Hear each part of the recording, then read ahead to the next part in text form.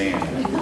I sit all day long, it's kind of nice to stand. So I feel like I'm talking to family a little bit here because I know so many of you and you know me, but my name's Jim Kellett. I'm running for State Senate in 44th Legislative District. I'm getting into this race for 5 reasons, 5 main reasons. They're right here. I want a better future for my children and my hopefully grandchildren at some point. We'll see. Why did I get into the race? I'm getting into the race because I definitely think there's some things that need to be done. If you want to change the way Olympia is working, you have to change the people that you send there.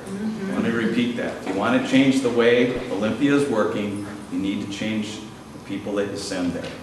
My opponent has been right down the middle of the road on a lot of things. He's kind of wishy-washy. I think you need to stand for something. I think the thing that was the straw that broke the camel's back was finding out that when the Senate was voting on a 2/3 amendment to the state constitution, my opponent hid from the vote. All right? I don't care if you vote for it or against it, but if you're representing the people, you ought to be there to vote. I was the former Snohomish County Republican chair. I've been a vice chair. I was 44th chair. I worked on Doug Ralstone's campaign when he ran for Congress. I'm also the grassroots chair for our firm, and I go to DC every year to talk to our congressional delegation on items of importance for middle and low income people for their investments and their financial future.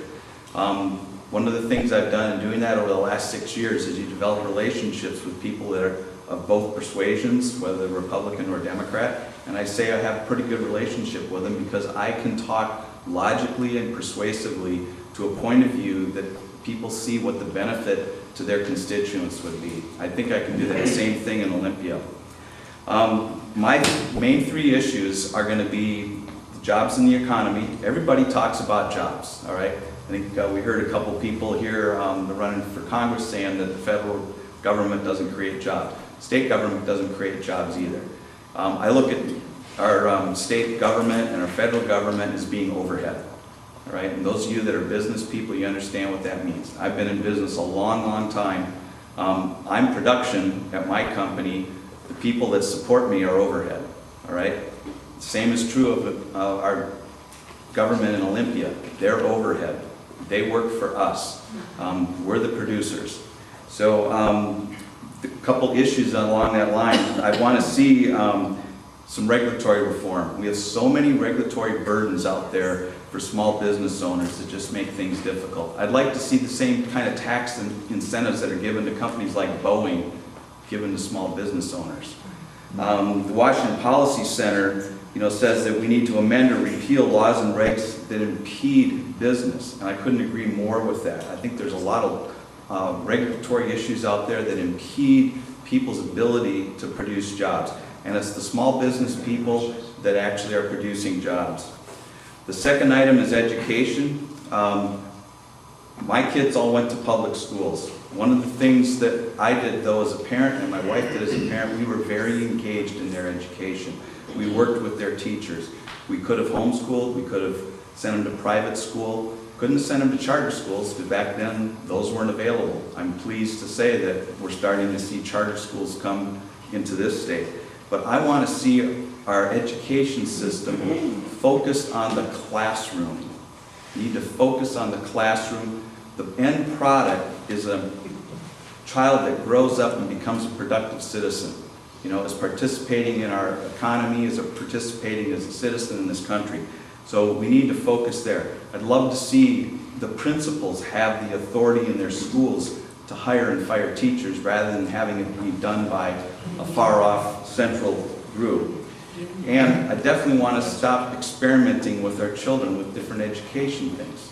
Common Core is just the latest and greatest, supposedly, but it was so interesting. I just got an article that my grandfather wrote back in 1958. It's called "Why Are Schools That Way?" And I read that and I thought, wow, he could have been writing that right now because it talks about kids that grow up, go to high school, they get a diploma, and they can't fill out a job application.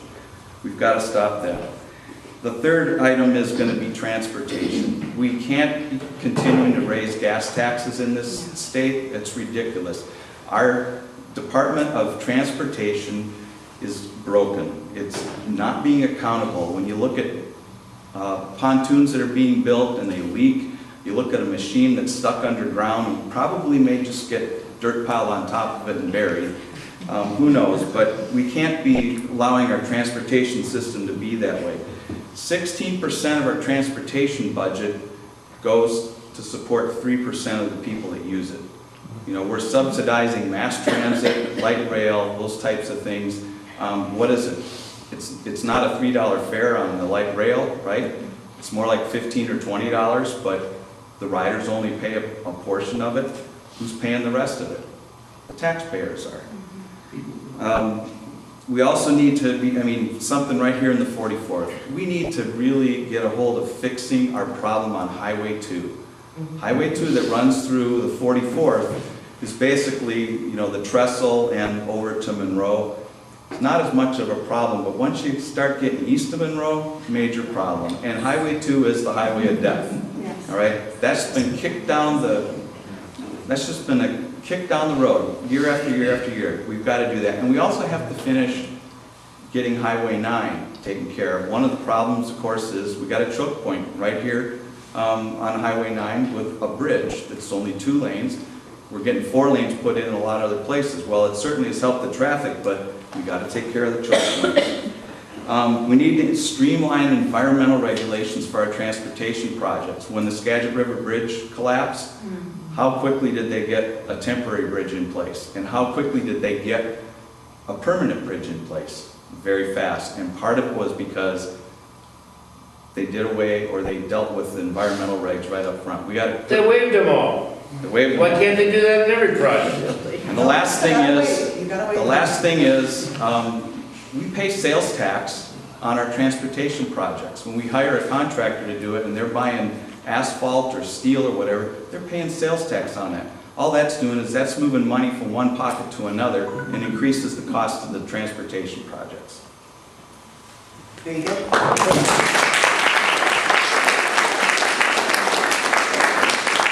was going to tell him 30 seconds, but Greg, you yelled at him.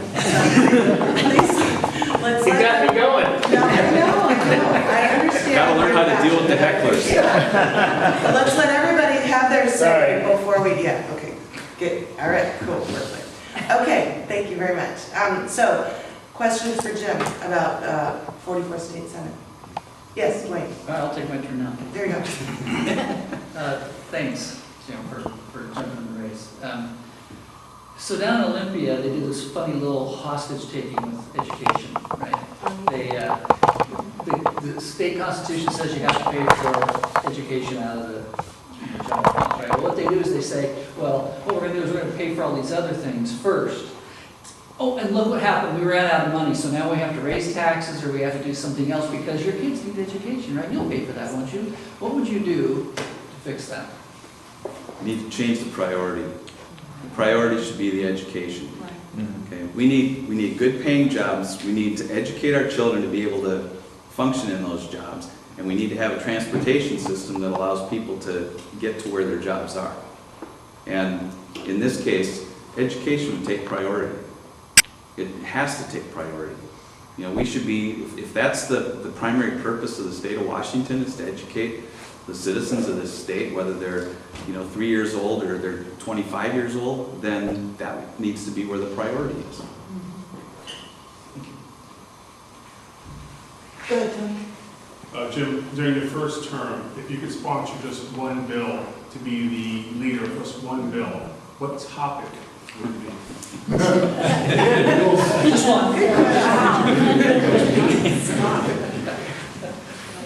Well, it's probably got to be along those 3 main topics, but when I think about what I'd like to do on each one, there's probably 20 things that I could put out there. So, I can't honestly answer, if there was one thing I'd want to push through, what would it be? My brother is a high school principal. He was a high school principal in the Tacoma School District, the Gig Harbor School District. Actually, it wasn't Seattle because it was at High School, but And he was Principal of the Year here in the state, a number of years ago. It's just interesting when you have a conversation with a sibling or family member that's in education. I've got a brother-in-law that's been a high school teacher in Wisconsin for 20-some years, and I've got a niece that's a teacher in Idaho. You just talk to family members that are in education, and the thing is, there's so much that's going away to the central area. You got, the Office of Superintendent of Public Instruction, you got the Department of Education at the federal level, you get all these laws and regulations that are going on. The teachers don't have time to teach because they're having to do all this stuff for the regulations out there. Teachers are having to, notate what they're doing in order to get grants from the federal government. That's broken. They're not teaching the children. We need them to be teaching the children. I'm fortunate that, for the most part, my kids had awesome teachers here in the Snohomish School District. With very rare exception did, we find a teacher that wasn't really interested in what our child was doing, and we partnered with them. We'd find out what was going wrong. I remember my youngest son just graduated from the Naval Academy. We'd go in for a conference, and the teachers would say, your kid's doing great. He's got an A on this test, an A on this test, an A on this quiz, and he's got a B in the class. And we kind of go, okay, well, what's the deal? So he's not turning his homework in. Right? And so it wasn't getting on the teacher about that. It was going home and having a discussion with the child and saying, you know what, you need to start turning your homework in. But we need the teachers. They're the key thing here all along, is the teachers. And we need it in the individual school. Perfect. Thank you. Okay, so we're going to move on to